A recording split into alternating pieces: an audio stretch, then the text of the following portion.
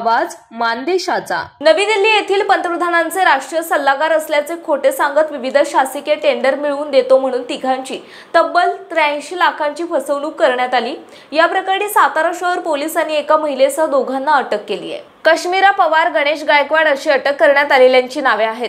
न्यायालयामध्ये हजर केलं असता त्यांना 1 दिवस पोलीस कोठडी सुनावण्यात आली।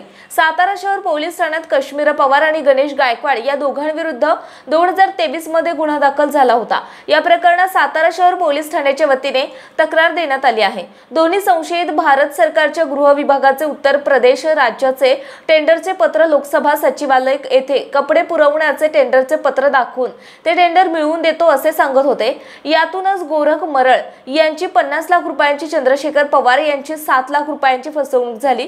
साताऱ्यातील फिलिप भांबळ यांची हॉटेल भाडे प्रकरणातून सुमारे 26 लाख रुपयांची फसवणूक झाली।